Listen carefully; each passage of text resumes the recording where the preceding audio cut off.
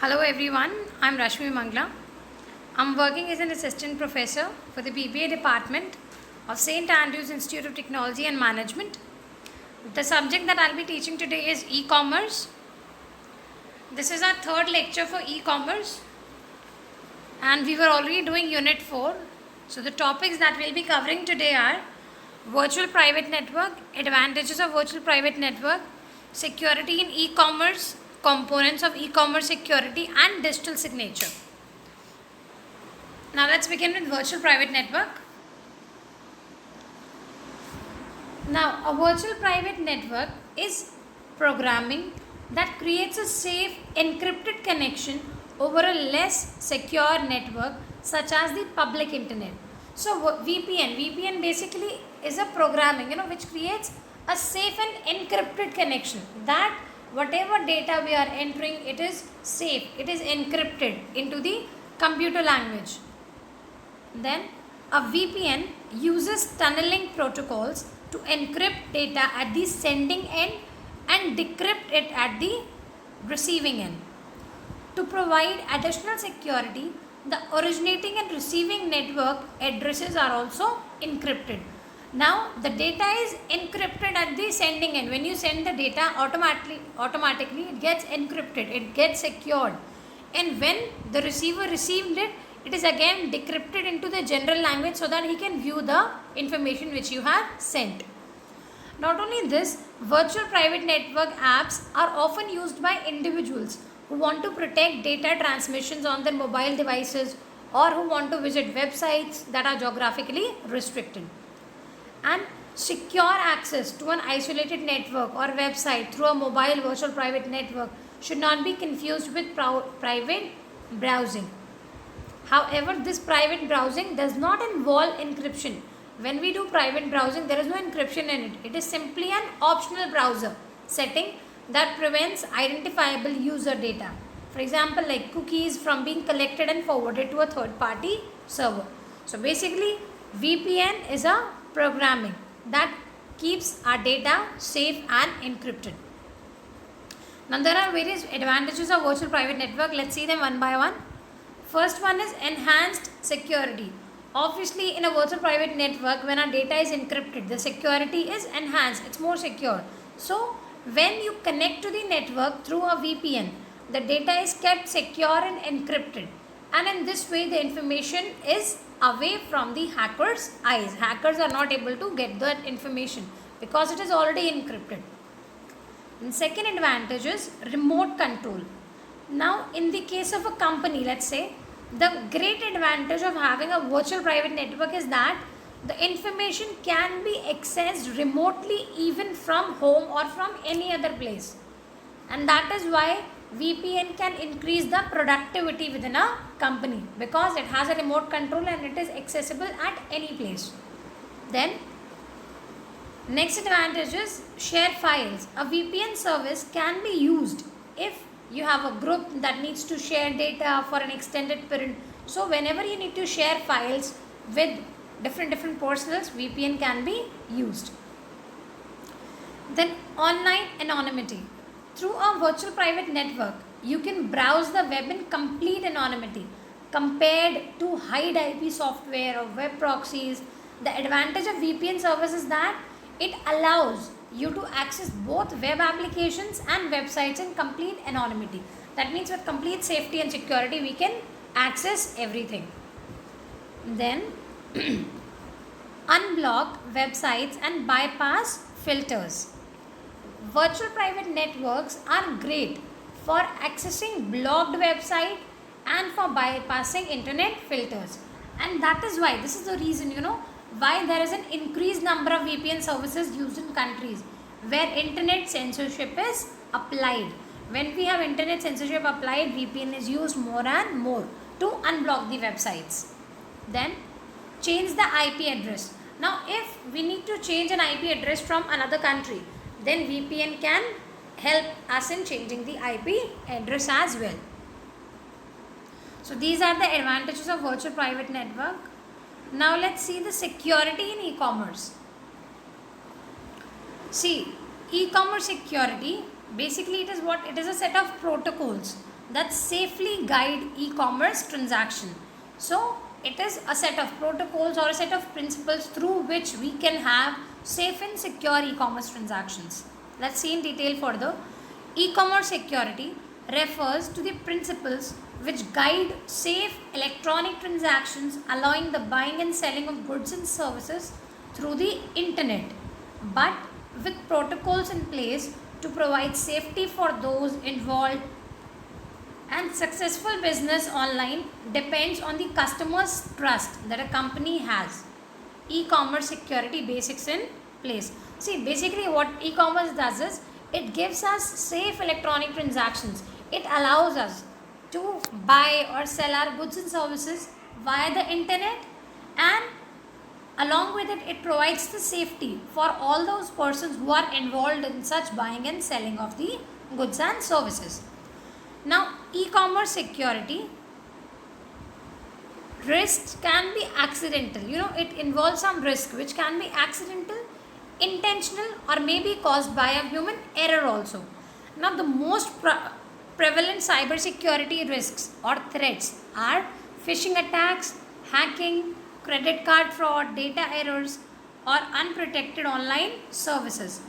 And not only this, for an e-commerce business, the poor security management, if your security is not properly managed, that is also the greatest cause of risk for online retailers.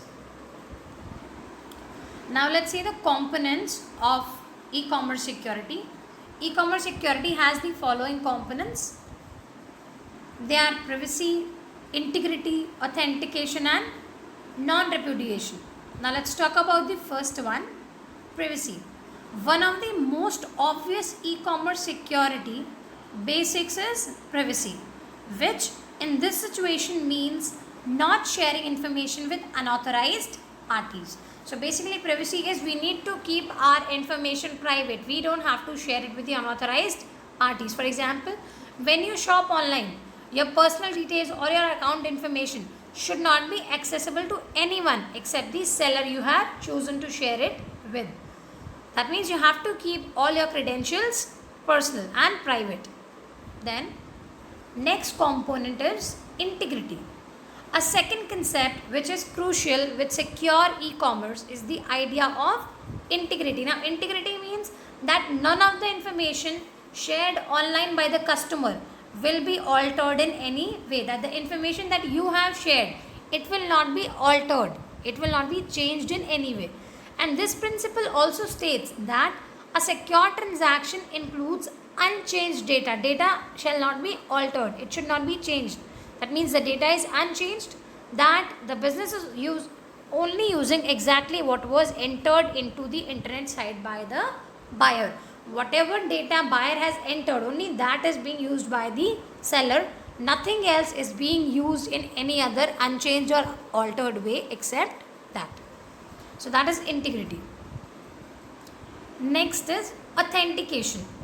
Now for e-commerce to take place, both seller and buyer have to be who they say they are. That means you actually have to be. If you are saying you are Ram, तो आप राम ही होने चाहिए. It's not that your name is Rahul but you're writing it as Ram. So you have to be a genuine person. A business cannot sell unless it's real. The products are real and the sale will go through as described online. Sale will be an online one. Now the buyer must also provide the proof of identification. At times you would have seen whenever you try to go on any website and you try to click the option buy, it tells you to log in first. For example, you're just browsing any of the online portals. For example, you're browsing Flipkart on your laptop and without any login ID, you can browse it. But if you want to buy any particular product, it will ultimately take you to the page of login. Until unless you log in with a proper ID and password, you cannot purchase. So, and when you log in, you have to enter all the details over there. Your number, your email ID, everything has to be entered.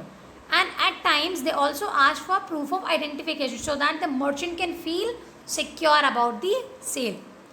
And in e-commerce, these fraudulent identification and authentication are easily possible. And many businesses, what they do is they hire an expert so that they can make sure that these kind of e-commerce security basics are properly kept in place. The next one is, last one is non-repudiation. Now when we talk about repudiation, repudiation is denial. And in an e-commerce transaction, non-repudiation is an important concept. If you have placed an order for something, the seller has also initiated the delivery of the products. So you cannot repudiate, although there are various the shopping applications which give you the option of cancelling the order. But yes, we always prefer that you should follow the security issues, you should follow the basic rule of non-repudiation. Repudiation is denial, and good business depends on both buyers and sellers following through on the part of the transaction. That is, they had originated the transaction that the buyer will buy and the seller will sell. So none of those should deny these actions. Neither the seller should deny to sell it, nor the buyer should deny to buy it. Let's see the legal principle of non-repudiation. This adds another level of security by confirming. If a non-repudiation principle is added on to your website, it adds another level of security by confirming that the information which was sent between the parties was indeed received, and that a purchase or email or signature cannot be denied by the person. Whatever you have purchased, whatever email you've entered, whatever signature you have done, the person cannot deny it. The person, which person? The person who has completed the transaction, he cannot deny. So that is non-repudiation. All these were the components of e-commerce security. Now we move on to the next topic. That's the last topic for today's lecture, digital signature.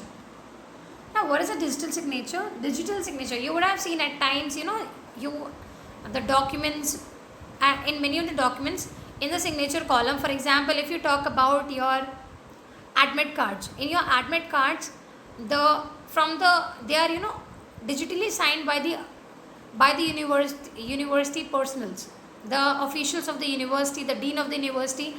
It is signed by them, but those signatures are not, they haven't made it actually by themselves via hand. They are digital signatures. You see the imprint of the signature. So those are digital signatures. Let's see. A digital signature is a mathematical technique used to validate the authenticity and integrity of a message, software or digital document. For example, your admit cards, they are validated, they are authenticated by the university, because university's dean or university's head of the department signature is there on your admit cards. Although that signature is not actually made via his hand, but it is a digital signature. So that is a proof of authenticity. So the digital equivalent of a handwritten signature or stamped seal, a digital signature offers far more inherent security, and it is intended to solve the problem of tampering and impersonation in digital communication. Alright, it is a very secure way. It has inherent security, and it is basically a digital conversion of a handwritten signature, or maybe it can be a stamped seal. Now digital signatures are the most advanced and secure type of electronic signature, and you can use them anywhere. You can use them to comply with the with the demanding legal and regulatory requirements, because why? Because they provide you the highest level of assurance about each signer's identity and authenticity. That means digital signatures, they cannot be copied. If one person has a digital signature, second person cannot have the same one. They have a high level of security and authenticity. So that was all about digital signature. Let's see some questions based on today's concept. What is virtual private network? Explain its advantages. Explain in brief e-commerce security. What are the components of e-commerce security? Write a short note on digital signature. Stay tuned for the upcoming lecture of Unit 4. Thank you.